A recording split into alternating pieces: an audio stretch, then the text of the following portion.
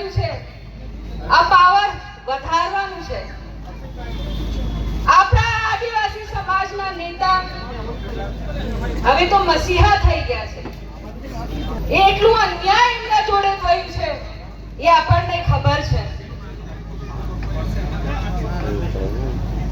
જંગલ ખાતાને અમે કહેવા માંગીએ છીએ, તમને આ નોકરીને અંગ્રેજો ગયા ને,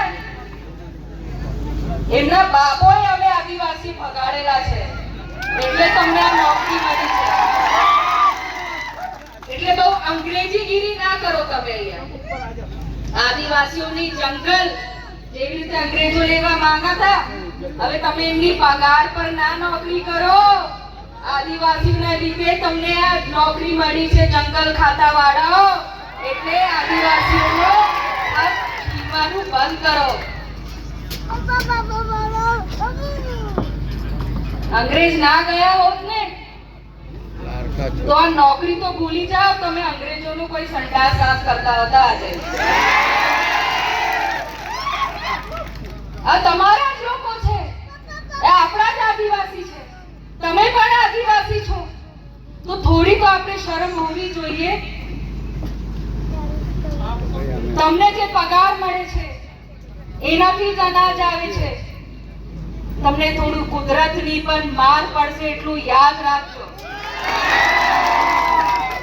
આ જંગલ આપણે આદિવાસી બચાવીએ, આપણે ભૂખા રહીને જંગલ હાચવીએ છે તો અમારું અધિકાર નહીં કે અમે એક નાની ખેતી ત્યાં કરી શકીએ? આ સરકાર કોને નોકરી આપે છે? કોઈ આદિવાસીઓને નોકરી નથી આપતી. અમે ખેતી કરીને જીવીએ છે તો અમે જીવીએ છે તો એ પણ આ સરકારથી જોવાતું નથી.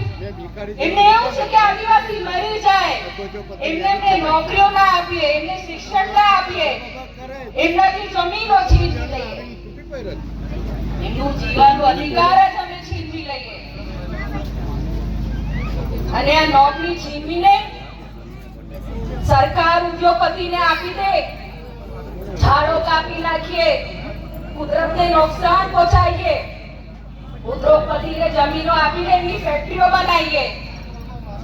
અરે ભાઈ, આ જમીનો નહીં, નોકરી પણ નહીં રે. તમારી નોકરીઓ પણ પતી જશે. નહીં સમજ પડતી તો જમીનને જગાડો. આ ફક્ત આદિવાસીની લડત નહીં, આપણા હક અધિકારની લડત છે. એ આજે તમને વાપરશે, કાલે તમને ક્યાં ફેંકી દેશે તમને ખબર નહીં પડે. તમને આજે નોકરી મળી છે, તમારી પેઢીને નોકરી નહીં મળે. લખવું હોય ને તો આજે લખી રાખજો. જંગલ હશે તો જંગલ ખાતાને નોકરી મળશે ને આજીવન. આટલું ભણેલા છે તો એ સમજતા કેમ નહીં? તો આદિવાસી સમાજને ઉખાડવા અને ચેતરભાઈને કેવી રીતે પટકી દઈએ, એમને નુકસાન પહોંચાડીએ. કેમ કે આ ચેતરભાઈ આપણા આદિવાસી સમાજના ટાઈગર છે. જેલમાં તો મૂક્યું, અમે 5 ને તો છોડાવી લાયા. તમારું કઈ હાઈકોર્ટમાં મેલ નહીં પડ્યું. હવે ચેતરભાઈને પણ અમે છોડાવીને લાવવાના છે. પછી જો અમે કેવી તમારું મૂળિયા કાઢી નાખવાના સરકાર. બસ રાહ જો.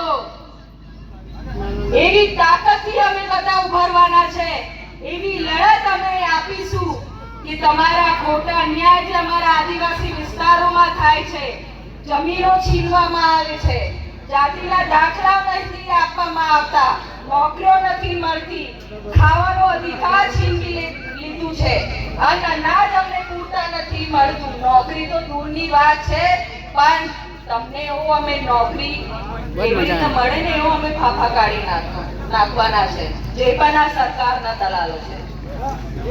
ગાંધીનગરમાં બેસેલી સરકાર સાંભળી લે, ગાંધીનગર દૂર નથી. એક પણ ખરોચ અમારા ચેતરભાઈને આવી અમે ગાંધીનગરના મુક્કા કાઢી નાખીશું. અમે પદયાત્રા કરીશું, અમે ચાલતા જઈશું, પણ તમારી તાનાશાહી સરકાર સામે અમે નમવાના નથી. અંગ્રેજોના તમે ગુલામો, દલાલો, સમજી લો, તમને તો અમે તમારા મૂળિયા કાઢી નાખવાના છે. તૈયાર છો ને?